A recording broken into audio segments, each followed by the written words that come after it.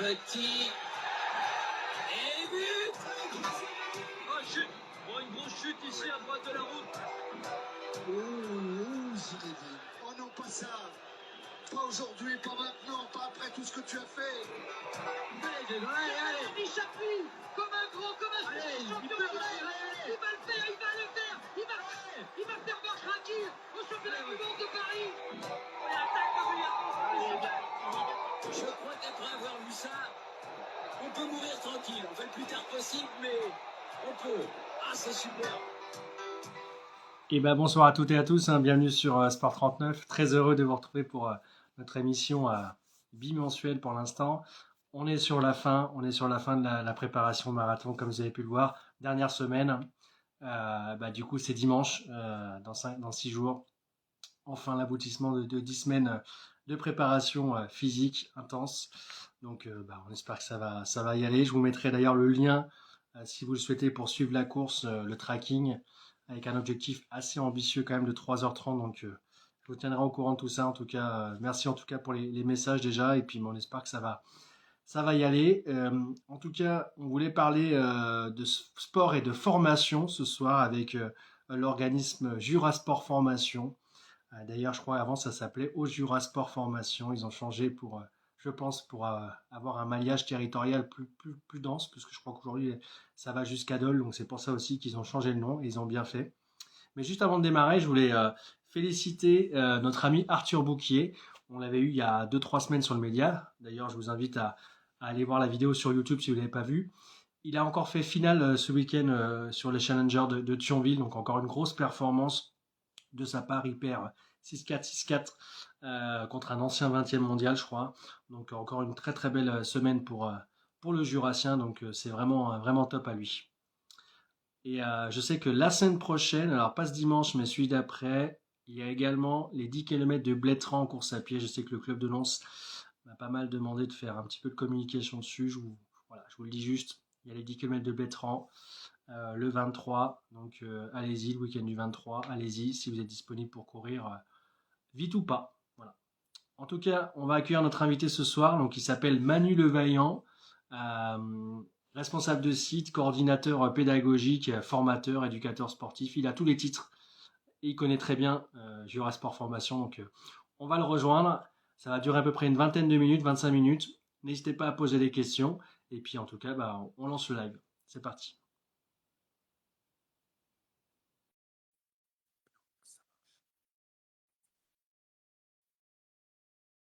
Alors je vais lancer le live. Je remercie Zachary qui est présent, Zachary Bourdin, famille de fondeurs, ça. Hein.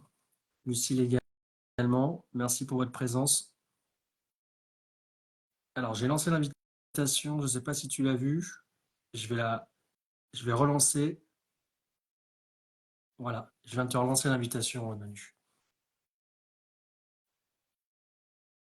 Et ça va être intéressant aussi de voir un petit peu l'évolution du sport dans le Jura. Bonsoir, Manu. Bonsoir Quentin. Merci beaucoup d'avoir accepté l'invitation assez tardive, comme d'habitude, j'ai envie de dire, malheureusement. Mais je voulais faire un petit focus sur votre structure, parce que c'est vrai que ça fait pas mal d'années que j'ai lancé le média. Ça fait quelques temps d'ailleurs que je voulais organiser ce live ce soir pour vous présenter, vous détailler un petit peu, parce que la formation sportive aujourd'hui prend de l'ampleur et vous en êtes, on va dire, le témoin, parce que la structure a pris aussi de l'ampleur au fil des années. Est-ce que tu peux d'abord te présenter, puis après on va faire le focus un peu sur Jurasport Formation? Oui, tout d'abord, en tout cas, je souhaitais te remercier pour cette invitation. Voilà, donc nos journées sont effectivement très denses, mais on est toujours animé par cette passion. Donc je suis. En plein cours en plus, on Oui, m'a dit. Hein. Ouais. voilà, j'ai donné cours juste avant, donc j'ai terminé mes 2 heures de sport ce soir parce que je suis du coup éducateur sportif. Voilà, notamment pro de fitness aussi. Et puis j'interviens à Jurasport Formation. Ça fait 2 ans que je suis arrivé dans la région. Je viens du Pas-de-Calais, hein, je viens du Nord à la base, et donc effectivement très passionné et aspiré par ce beau territoire. Et voilà, tomber amoureux du Jura. Donc bon, forcément, comment ne pas tomber amoureux de ce joli secteur, et notamment aussi avec toutes les valeurs de Jurasport Formation. Donc j'interviens en tant que formateur, en tant qu'ordinateur, et puis effectivement en tant que responsable de site de formation. Ça a coupé le son. Voilà. Et donc l'idée, c'est c'est effectivement voilà, de pouvoir aider à développer voilà, le sport de façon générale sur le secteur jurassien et puis également effectivement de proposer et d'aider les clubs à s'équiper d'éducateurs sportifs. Voilà, si je la fais un petit peu tricot. Toi, avant d'arriver dans le Jura, donc tu parlais de tes origines nordistes, Et tu as déjà opéré dans ce genre de structure? C'était quoi un petit peu ton activité avant? alors en fait, j'étais directeur de centre de remise en forme. Donc j'étais à mon compte donc pendant 12 ans. Ça fait aujourd'hui quasiment 20 ans que je suis éducateur sportif, hein. Mais donc voilà, j'ai commencé avec des formations que je dispense aujourd'hui. Et puis au fur et à mesure, voilà, j'ai construit un petit peu je dirais mon métier. Et j'ai créé en fait même mon métier en étant directeur de centre de remise en forme. Et auquel j'ai abondé en services divers et variés, donc autour du sport santé, hein, beaucoup notamment. Et puis ensuite, je suis arrivé donc au moment du Covid, voilà, un peu à se reconvertir, à se réinventer. Et c'est là que je suis parti dans notamment la notion de formation. Donc j'étais déjà formateur dans le Nord. Et puis voilà, puis je suis arrivé effectivement avec un projet de développement qui a été alimenté voilà, par Jurasport Formation. Alors, pour celles et ceux qui ne connaissent pas Jurasport Formation, parce qu'il y en a quand même quelques-uns, alors, je te prends un peu au dépourvu, je suis désolé si tu n'as pas tous les éléments. Je sais qu'il y a pas mal de gens qui sont en live, qui n'hésitent pas à fournir des explications. Quand est-ce que ça a été lancé? Et aujourd'hui, alors, ce que je disais en introduction, avant, ça s'appelait au Jurasport Formation. Aujourd'hui, c'est Jurasport Formation. Donc, j'imagine que ça s'est étendu. Donc, voilà, ça montre aussi l'évolution et puis l'intérêt grandissant aussi des apprentis. C'est ça. Alors, en fait, au début, c'était vraiment au Jurasport Formation parce que c'était notamment sur le siège social, d'ailleurs, est à Moira en montagne. Donc, c'était le premier site qui a été justement développé avec quelques formations, notamment la première, ça a été sur de l'APT, sur du basket. Et puis ensuite, ça a vraiment, par rapport à la demande du territoire et par rapport au développement, ça a été créé en 2011, vraiment, au Jurasport Formation en 2011. Et puis ensuite, avec le développement sur Dole. Et puis plus récemment, donc ça fait 3 ans sur Lons, le Saunier. Donc il y a un maillage en fait aussi qui est tout à fait cohérent par rapport au territoire, qui permet justement de pouvoir répondre aux besoins des structures, des clubs et puis surtout d'avoir une dimension de proximité avec les clubs et puis aussi avec les apprenants. Charlie Marot, il dirait qu'il manque Champagnol sur les structures. Oui, alors on a de très bonnes, parce que notre directeur voilà, et connaît très bien le secteur de Champagnol, donc Sylvain Sacco, voilà, donc pour présenter aussi, parce que je pense que ce qui est essentiel aussi, c'est voilà, nous avons donc Monsieur Jean-François Charnet qui est justement lui donc président de Jurasport Formation, et puis Sylvain Sacco qui est notre directeur. Voilà, qui lui a justement veillé et qui développe et est toujours très avant-gardiste, notamment dans les formations et dans la proposition d'offres de formation. C'est une structure privée, publique, il y a des financements publics. Alors c'est un centre de formation des apprentis, c'est un CFA, donc ça c'est important, donc du coup effectivement privé, et donc une structure qui alors va pouvoir principalement, je dirais, avoir notamment avec le contrat d'apprentissage un fonctionnement directement lié à cela. Voilà, donc après oui, il y a des appels à projets évidemment, et puis parfois des parties de région, mais en tout cas principalement sur ce fonctionnement CFA.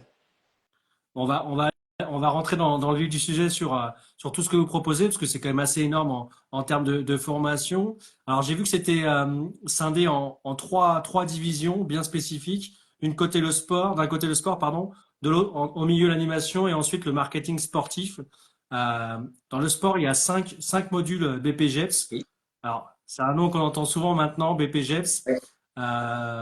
C'est quoi alors? C'est quel niveau BPGEPS aujourd'hui? BPGEPS, donc brevet professionnel de la jeunesse, de l'éducation populaire et du sport, donc un nom en fait effectivement très large, qui c'était anciennement appelé les brevets d'État, concrètement, et donc qui est différent du diplôme d'État. Je te coupe. Brevet d'État, diplôme d'État, c'est différent? Oui, tout à fait. Dans le sens où, alors selon les disciplines, mais en tout cas, les brevets d'État vont être souvent d'un niveau 4, d'un niveau bac, et qui est le cas du BPGEPS.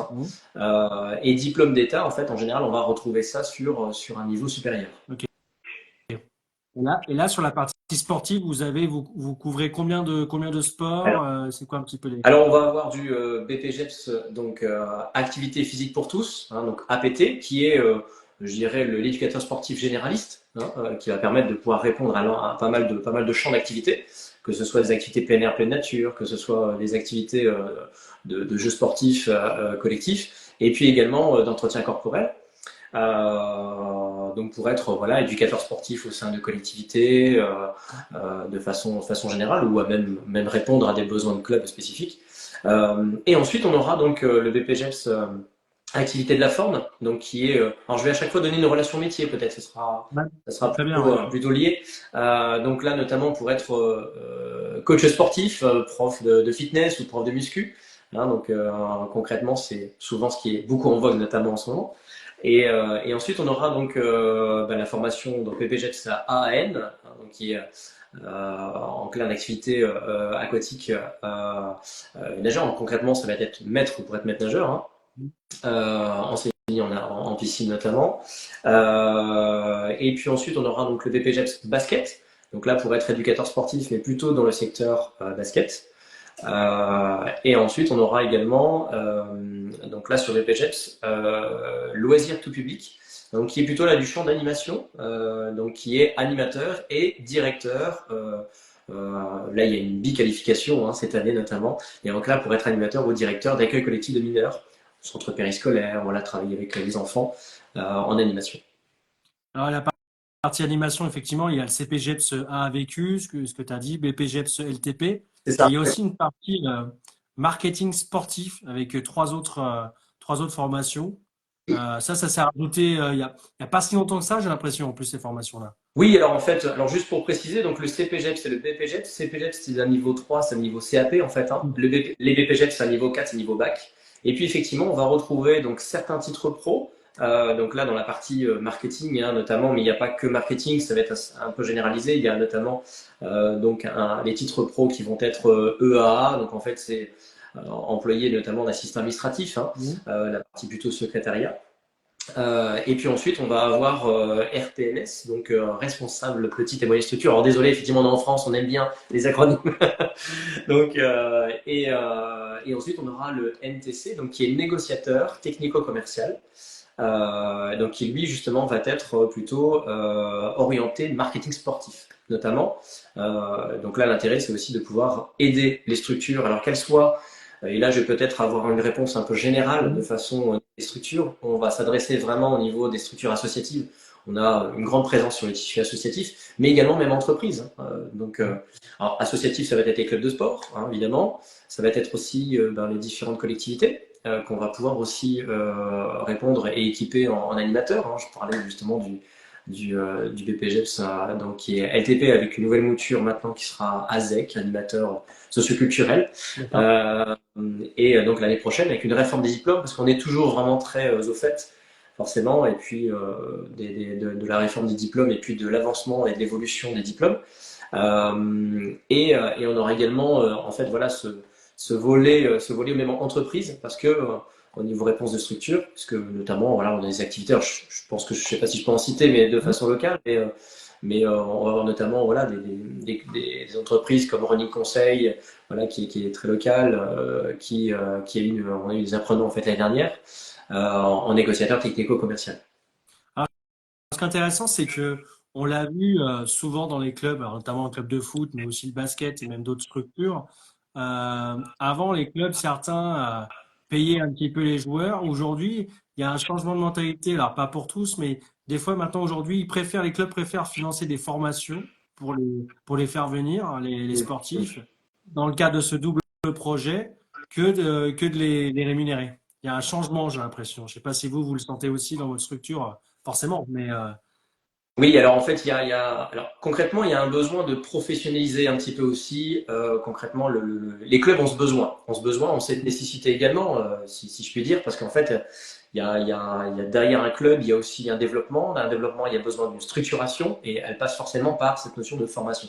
Il faut réussir à former, que ce soit les éducateurs sportifs, mais même après sur des postes spécifiques. Par exemple, s'ils veulent développer, aller chercher des sponsors, des partenaires, et bien là, on va pouvoir répondre avec notamment du titre pro NTC, mais également aussi si on a besoin de pouvoir structurer, monter en compétences aussi sur l'encadrement, les BPGEPS vont être une bonne réponse également.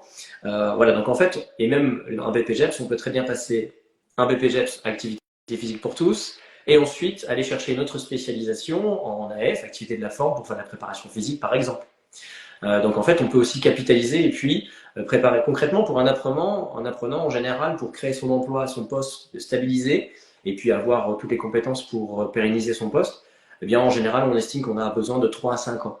Un apprenant, en 3 à 5 ans, il crée son métier, en fait, il crée son poste, il assoit son poste, et puis il répond à des besoins de structure. Et aujourd'hui, c'est vrai, tout à fait raison, c'est que on sent, nous, en tout cas, cette tendance que les clubs ont, c'est-à-dire de s'équiper en clair, de salariés, de joueurs salariés qui soient performants aussi sur le terrain, mais en même temps aussi pour aider à développer le club.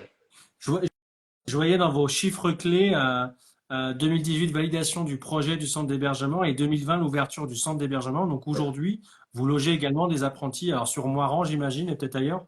Oui, alors effectivement, alors on a principalement notre lab du coup sur Moirans, donc c'est Cap Moriana, notre hébergement. On a Jurasport Formation qui est l'entité de formation avec les 3 champs dont on a parlé, hein, et aussi donc Cap Moriana qui est un établissement d'hébergement donc d'individuel jusqu'au groupe en fait, hein, concrètement, qui représente un petit joyau sur le secteur moirantin et qui en même temps aussi effectivement est pour nous une possibilité, une capacité de pouvoir loger nos apprenants, notamment ceux qui sont sur le site de Moirans. Alors, ce qui est intéressant aussi, c'est on fera peut-être un focus en termes de chiffres sur un peu le nombre d'apprentis que vous avez. Mais en fait, j'ai l'impression que au fur et à mesure que la structure s'agrandit, en fait, vous élargissez un petit peu les spectres du club sportif parce qu'en fait, les gens, on voit le sport, mais il n'y a pas que le sport dans un club, dans le pôle sportif. Il y a tous les à côté, donc la partie administrative, la partie peut-être plus animation, plus. Et en fait, vous avez réussi à prendre ce virage-là, en fait, de ne pas se focaliser uniquement sur le sport. Oui, alors en fait, on a dans notre stratégie, elle est encore une fois d'équiper les clubs et donc du coup forcément, on a cette proximité avec les clubs qui nous permettent aussi de recenser les besoins. Donc à l'aide de ces besoins justement individuels et on va dire même de façon collective, eh bien on arrive à proposer derrière, en tout cas c'est toujours cette réflexion et je parlais de notre directeur et puis l'ensemble de l'équipe pédagogique mais qu'on représente, mais l'idée c'est aussi vraiment de pouvoir répondre à une note de besoin en fait, hein, ce qu'on appelle nous une note d'opportunité, mais notamment de formation, mais surtout en fait du besoin besoin local. On va poser des questions. Je vois qu'il y en a qui posent des questions. D'ailleurs, merci. N'hésitez pas à en reposer. Est-ce que le BPGEPS, demande Cédric, sera toujours d'actualité la saison prochaine? Parce que, soi-disant, il a entendu que les formations vont changer l'an prochain. Est-ce que tu as des BPGEPS APT? Je précise le. Oui, alors effectivement, donc c'est une très bonne remarque, sachant que je parlais tout à l'heure des réformes des diplômes. Donc le BPGEPS Activité physique pour tous va justement bénéficier, on va dire, de cette réforme des diplômes. Donc ce sera un BPGEPS multi-activité. Voilà, donc concrètement, qui va être axé. Alors c'est un peu technique, mais là aujourd'hui c'est en unité capitalisable, le BPGEPS APT, donc 4 unités capitalisables, et là il sera donc une grande mouture, il va évoluer avec des blocs de compétences. Donc là, ce seront des blocs de compétences, il y en aura 4 également, voilà, qui vont être concernés. 2 petits chiffres intéressants. Combien vous êtes de formateurs d'encadrants et combien d'apprentis pour cette année? Alors, il y a les parties. Alors, je vais répondre en termes de structuration. Donc là, on a 3 sites de formation, donc avec 3 responsables de sites de formation. Ensuite, on a effectivement une structuration avec des coordinateurs de formation. Donc chaque formation possède un coordinateur et ensuite chaque formation possède aussi des formateurs, voilà, en fonction des experts hein, qu'on va sur certaines matières, certaines disciplines. Donc là on a plus d'une dizaine qu'on va avoir en permanent et puis ensuite on aura aussi tous les ponctuels. Donc c'est vrai qu'on a quand même un sacré vivier également aussi de formateurs. Et en termes d'apprenants, on a en général chaque année une centaine d'apprenants. Donc c'est quand même aussi un sacré challenge à chaque année. Alors, est-ce que la nouvelle formation, demande Cédric, ce sera un mix entre l'APT et l'ASC sur le BPGEPS? Alors, effectivement, on va. Alors c'est bien parce que du coup, oui, effectivement, donc l'ASC qui a été abrogé, hein, donc qui était du sport co, qui n'est plus depuis 2 ans, si mes souvenirs sont bons, et qui, alors oui, quelque part, c'est-à-dire en fait qu'il va y avoir dans ce bloc de compétences, dans différents blocs de compétences, on va avoir à chaque fois les 3 disciplines qui vont être reprises. Donc un mix, oui, oui et non, c'est-à-dire en fait que ça va être une évolution par rapport aux besoins de formation et surtout pour s'adapter en fait au métier. La grande différence qu'il va y avoir, c'est qu'il y a un bloc de compétences par exemple qui va être axé sur la communication, mais aussi qu'on puisse former les éducateurs sportifs, futurs éducateurs sportifs, à savoir se vendre, parce que forcément, énormément seront salariés, mais énormément basculent de plus en plus en indépendants, en auto-entrepreneurs, et donc, mais ils n'ont pas du tout de billes, d'informations, de connaissances, de savoir concrètement technique, pour justement, ben déjà, comment est-ce qu'on fait, est-ce qu'on doit se mettre à notre compte, est-ce que ça existe, comment on fait, et surtout, comment je communique auprès d'une structure pour pouvoir parler de moi, de mes compétences, et donc c'est notamment aujourd'hui intégré dans ces fameuses réformes du diplôme. Juste en termes de nombre, on disait 110, c'est le maximum que vous pouvez accueillir ou il y a encore un petit delta d'apprentis? D'apprentis? Ah Ouais. bah, on peut en avoir plus que 110, hein, oui, effectivement. Hein, Ouais. je dirais qu'on s'adaptera forcément. Donc ça, c'est vraiment pas un souci, sachant que en plus de ça, on a une structuration aujourd'hui. On est vraiment CFA, je dirais avec une grande indépendance. Donc l'avantage aussi, c'est que bah, voilà, on s'adapte complètement. On a quand même pas mal de marge de manœuvre, bien sûr. Alors, comme tu as pu le voir, Manu, c'est vrai que le nom du média, c'est Sport 39. L'idée du média, c'est de valoriser et de promouvoir le sport dans son ensemble, les acteurs du sport et le sport, peu importe le niveau. Aujourd'hui, on voit quand même que la société, elle a quand même plusieurs visages, j'ai envie de te dire, parce que il y en a qui pratiquent le sport à outrance, qui se bougent, et d'un autre côté, il y a quand même pas mal de gens, on rentre dans une sédentarité, il y a quand même pas mal d'obésité. Euh, Pourtant, notre structure, elle marche. Il y a quand même pas mal de gens qui font du sport, mais il y a encore une grande partie de gens qui se bougent pas assez. Alors, c'est une question un petit peu annexe, hein, un peu sociétale, mais je voulais avoir ton avis un petit peu là-dessus. Bah, les chiffres parlent, hein, c'est-à-dire qu'on a entre 21 et 24% de la population qui est en obésité aujourd'hui. Donc forcément, ça sous-entend qu'il y a un surpoids en obésité. Donc ça sous-entend qu'il y a un énorme besoin euh, en matière pour la population, en matière de besoin bah, d'accompagnement d'une pratique physique, même pas sportive, hein, mais juste déjà d'une activité physique. Donc ça sous-entend qu'il va falloir s'orienter de plus en plus vers cet accompagnement-là. Il y a évidemment un créneau. En tout cas, il y a un besoin de la population. Derrière, forcément, il y a un besoin de professionnels pour répondre à ce besoin. Alors, toi qui avais ton expérience de salle de sport, ça m'intéresse. Mhm. On voit des pubs partout, hein, Basic Fit et Fitness Park, j'en sais rien. Enfin, moi, je n'aime pas les salles de sport, mais bon, je suis désolé, hein, mais je préfère courir en plein air, Oui. voilà, faire le sport dehors.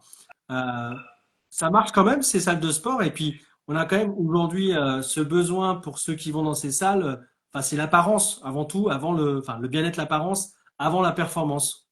Je sais pas si tu l'as ressenti comme ça quand tu étais dans ta salle ou pas. Alors en fait, moi dans ma salle, c'était un peu différent dans le sens où j'étais en milieu rural et donc forcément, j'ai plutôt accompagné une population à la pratique d'activité physique encadrée par des professionnels. Donc j'étais beaucoup plus dans cette, d'ailleurs, voilà, ça s'appelait justement Révolution Sport Santé, donc tout était dedans. Voilà, je pense que j'ai tout dit. Donc ce qui veut dire que j'avais vraiment cette orientation-là. Et comme j'avais travaillé pendant des années avec des kinés, donc ça m'a donné aussi beaucoup cette orientation-là, donc d'accompagner une population. Donc j'étais plus sur la santé plutôt que sur le paraître en fait. Maintenant oui évidemment c'est un métier ou un secteur, on va dire un secteur d'activité qui est beaucoup basé là, qui a été beaucoup basé là-dessus pendant des années. Hein, donc les années 90, années 2000, ça a été les 2010, c'était énormément sur ce créneau-là. Mais après, il y a eu, à partir de même de 2009-2010, hein, il y a eu véritablement cette notion de, bah tiens, je fais du sport pour, en termes de prévention, pour m'éviter de tomber malade ou tout simplement pour m'aider à, bah tiens, mon médecin m'a dit que je devais pratiquer parce que j'avais soit un diabète, soit j'avais justement un problème cardiaque. Donc il fallait que je puisse pratiquer, mais de façon encadrée. Donc c'est-à-dire qu'à partir de ce moment-là, et puis aujourd'hui, on a quand même le sport sur prescription, donc ça y est, hein, donc avec les maisons de sport santé. Donc ça nous donne en fait aussi beaucoup plus cette orientation vers le sport santé. Donc il y a toujours, surtout vers cette population peut-être en général assez jeune, hein, donc ça va être sur le physique, mais très jeune, hein, voilà. Mais après, à partir du moment où on est dans la vie active, qu'on commence à avoir des besoins qui soient orientés vers se déstresser, c'est bien dans sa tête, bien dans son corps, bien dans sa tête en fait, hein. Donc l'idée c'est plus quand même ça dans une population qui est très stressée, quoi. Alors, il y a une question de, alors je sais pas son prénom, Christomé, qui demande depuis quand l'obésité est un frein à l'activité sportive. Ceux qui sont dedans, dans les difficultés d'obésité, ne sont pas liés à la relation sportive, mais aussi psychosomatique, pardon, et psychosociologique. Alors en Euh, fait, ouais, alors je sais pas la question comment elle est tournée, mais si ouais. j'essaie d'y répondre dans le bon sens, en tout cas, faut pas hésiter à préciser au besoin. Mais Peut-être que en fait, l'obésité, selon elle, peut-être, c'est pas un frein à la pratique sportive.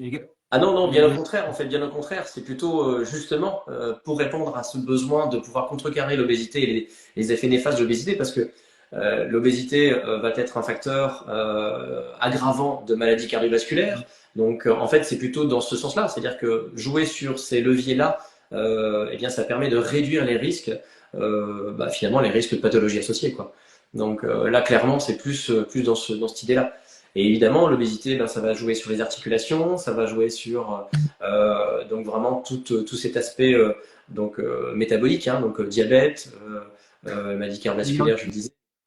Je me permets de te couper, mais il y a aussi une partie médicale qui peut être liée des fois à l'obésité. Je pense qu'elle voulait parler de Ah oui, ça. ok. J'ai écouté dans mon entourage, j'ai dans mon entourage aussi des personnes qui sont sportifs mais qui ont des problèmes médicaux et notamment on parle souvent de la thyroïde et qui provoquent une obésité non souhaitée. C'est juste voilà, un problème médical qui fait ils ont des surpoids, mais c'est pas forcément aussi lié à l'absence d'activité physique. Tout ce qui va être activité hormonale ou même tout ce qui est facteur endocrinien. Donc effectivement, ça va être des facteurs perturbants et donc oui, même si l'hygiène de vie est bonne, ben, effectivement, on va avoir cette conséquence. Voilà, c'est présent évidemment, c'est quand même un petit peu plus rare de façon générale dans le pourcentage qu'il y avait. C'est surtout dans ce sens-là en fait hein, que j'orientais plus. Oui, juste pour terminer, ce qu'elle dit qu'effectivement l'obésité malheureusement n'est pas un choix. Effectivement, j'espère en tout cas que pour 95% des gens, alors, quasiment la totalité, c'est pas un choix et que même s'il y a des fois il y a du laisser aller malheureusement, mais pour une grande partie effectivement c'est pas un choix. On va revenir quand même sur les formations, Oui, sur l'organisme quand même. On a un peu dérivé, je suis désolé, mais c'était intéressant d'avoir cette vision. tout à fait. En termes derrière de réussite, d'employabilité, comme on dit dans le jargon RH. Quand vous sortez de Jurasport Formation, c'est quoi un petit peu les embauches? Est-ce que vous avez des chiffres là-dessus? Vous avez des retours d'expérience? Alors, je ne voudrais pas dire de bêtises sur les chiffres, donc je vais plutôt avoir une réponse par rapport à ce que je suis témoin, notamment je vois. Mais concrètement, la première chose qu'ont accès, et c'est une force également d'être en alternance et en apprentissage, notamment parce que la force par rapport à une formation qui va être en continu, c'est-à-dire qu'en clair, un peu comme à l'école, on n'est que en formation et puis à la fin on passe le diplôme et ensuite ben, hop, on est envoyé sur le secteur du travail. Et bien finalement là, la particularité et puis la grande force, c'est que moi je crois vraiment en alternance dans ce genre de formation-là, hein, parce que la réussite elle est quand même très très très importante, c'est qu'ils ont accès à un réseau employeur. Déjà, bah, la structure qui a pris le jeune ou en stage, en alternance, pardon, en apprentissage, et surtout ben, le réseau employeur qui va être autour, qu'on va avoir nous à Jurasport Formation et sur le secteur jurassien. Oui, parce qu'effectivement, vous nouez des partenariats avec des structures du coin. Je crois qu'à l'époque, il y a peut-être des concessions automobiles, peut-être Oui, enfin, plein de structures pour on voyait par exemple pour le diplôme c'est technico-commercial, mais il y a ça. d'autres. Voilà, vous avez quand même le réseau qui fait que vous pouvez Oui, orienter. et puis ce réseau-là, au début était uniquement axé sur le côté sportif. Et puis ensuite, avec les formations qu'on a proposées, qu'on a développées, ils ont, notamment les collectivités territoriales, hein, concrètement. Avant, on n'avait peut-être pas énormément développé cette partie-là, mais qui a gapé encore avec notamment un BPGEPS, loisirs tout public, bon, avec peu de main, mais voilà. Donc, c'est vrai que le réseau que l'on a sur le secteur est vraiment très important et bénéficie aux apprenants. Bon, crois qu'on a fait le tour. Manu, c'était top. Est-ce que tu as des choses à rajouter? Oui, Dis-moi. Est-ce que tu as préparé peut-être des effectivement, choses? oui. Oui, c'est ça, tout à fait. J'avais deux, trois petites choses. Dis-moi. Alors dans les nouveautés en fait que l'on a à voir également, alors il y a une petite, il y a une formation qu'on va notamment, je dirais, voilà, sous réserve d'habilitation toujours, mais dans l'avenir, on a notamment un titre à finalité professionnelle, donc là qui est chargé de développement de structures sportives et associatives. Voilà, donc je parlais d'évolution. On est perpétuellement en mouvement dans cette recherche d'évolution et puis de réponse aux besoins du territoire. Et également voilà des formations qui évoluent, que ce soit même les titres pro e-sport, hein, parce que bon, on parle de sport, mais il y a aussi même le e-sport. Voilà, c'est qui est une énorme tendance, et donc on suit véritablement aussi cette tendance-là via nos formations. Et puis aussi, ben voilà, trois dates à retenir, parce que nous avons des journées portes ouvertes. Donc voilà, il y a toute l'équipe qui sera présente sur les sites, etc., de façon à répondre à toutes les questions et puis accueillir toutes les personnes qui seraient intéressées par des formations sans forcément savoir quoi, mais avoir besoin d'infos. Donc sur les trois sites, on a donc le 5 avril, c'est dans pas longtemps justement, le 5 avril à Moire-en-Montagne, directement, et le 19 avril à Dole, et puis le 21 mai, ce sera à Lons-le-Saunier. Donc toutes les informations sont sur notre compte Instagram, site internet, voilà, Jurasport Formation, voilà, sur tous nos réseaux, quoi. Là, je termine par une dernière question de Chris Thomé. Alors, j'ai pas son prénom, je suis désolé, mais c'est un pseudo, mais n'hésite pas d'ailleurs. Tu parlais de e-sport, c'est intéressant. Pourquoi alors du coup ce virage sur l'e-sport? Il faut savoir que les clubs de sport et notamment voilà, les clubs de foot aujourd'hui, Le ping-pong, hein. Le ping-pong fait oui, du sport. oui aussi, oui, oui, voilà, effectivement. Donc en fait, il y a énormément. C'est-à-dire qu'au départ, il n'y a eu que quelques disciplines qui se sont mises, et puis aujourd'hui, voilà, c'est aussi une façon, peut-être aussi pour les clubs de sport, d'avoir des licenciés supplémentaires et puis d'intéresser différemment voilà, la nouvelle génération qui est plus connectée. Et puis surtout, c'est que il y a une véritable volonté aussi de l'État de modérer la pratique du e-sport. Hein, c'est pas forcément l'image que l'on a, c'est-à-dire le youtubeur qui a son casque, son popcorn, son coca, son burger. C'est pas du tout ça. Et donc c'est de montrer, de pouvoir éduquer. Donc ce sera un animateur e-sport qui va être là pour modérer, pour expliquer aux jeunes comment et aux plus jeunes comment pratiquer le e-sport, parce que c'est une vraie discipline. Derrière, il y a aussi voilà, des enjeux qui vont être d'hygiène de vie, d'alimentation, de sommeil, voilà, de respect de l'équipe, parce qu'il faut monter une équipe. Voilà. C'est une véritable formation dans laquelle il apporte énormément d'éléments. D'accord. Alors, je vois le dernier commentaire. Ne parlons pas l'État, les subventions aujourd'hui. Oui, les subventions de sport, effectivement, bon, on va peut-être pas revenir sur le sujet, effectivement, Ah bah, mais il faut faire. voilà, on a une évolution du gouvernement qui, voilà. Donc, On verra voilà, avec le temps, en tout cas. c'est ça. Non, mais c'était cool de t'avoir. En tout cas, merci beaucoup, Manu. Écoutez, C'était c'est content. c'était très très bien de faire ce focus sur Jurasport Formation. Donc je vous invite bien sûr à aller voir votre site internet sur Facebook, sur Instagram pour avoir parce qu'il faut s'inscrire pour les dates de porte ouverte. Donc il faut aller sur le site. C'est ça, donc vraiment inscrivez-vous, comme ça on vous accueillera dans les meilleures conditions aussi. Et puis voilà, ça c'est l'idée aussi, quoi. On vous accueille avec un grand café et vous êtes attendus et c'est top. Et celles et ceux qui sont motivés, on pourra faire du sport ou pas?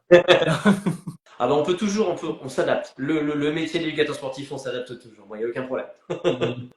Super. En tout cas, merci beaucoup Manu. Passe une bonne soirée. Merci À Quentin. très bientôt. À très bientôt. Merci beaucoup. À très Au revoir. bientôt. Au revoir à tous. On remercie Manu. Merci à vous d'avoir été présent et présent en nombre. Bien sûr, l'émission sera retrouvée dans la semaine sur YouTube. Comme ça, on pourra aller voir ça. Et surtout, pour celles et ceux qui sont intéressés, on le répète, allez sur le site de Jurasport Formation pour aller s'inscrire pour les journées portes ouvertes du mois d'avril. En tout cas, j'espère que ça vous a plu. On a découvert des nouvelles formations. Moi, ça m'a vraiment passionné ce soir. En tout cas, j'espère que celles et ceux qui sont intéressés pour ça iront voir, iront se former. Parce que le sport, tout le monde en fait, tout le monde croit d'ailleurs que on connaît tout sur le sport, mais non, je pense qu'il faut quand même se former auprès de professionnels comme Jura Sport Formation pour ensuite avoir les bonnes connaissances et pouvoir les dispenser après aux gens, au grand public, entre guillemets. En tout cas, merci à vous d'avoir été présente. On va couper là. Bonne semaine à vous. Et comme je le disais en introduction, je vous partagerai en samedi le numéro de ça et le live tracking pour ce fameux marathon pour terminer la boucle des 10 semaines. Voilà. En tout cas, bonne soirée à vous et puis je vous dis à très bientôt. Il n'y aura pas d'émission lundi prochain, bien évidemment, parce que le lendemain de marathon, je pense que je ne serai pas trop en état. Mais en tout cas, il y en aura une dans 15 jours, comme d'habitude. Et après, je pense qu'on reprendra le rythme habituel des lives. Allez, bonne soirée, à bientôt.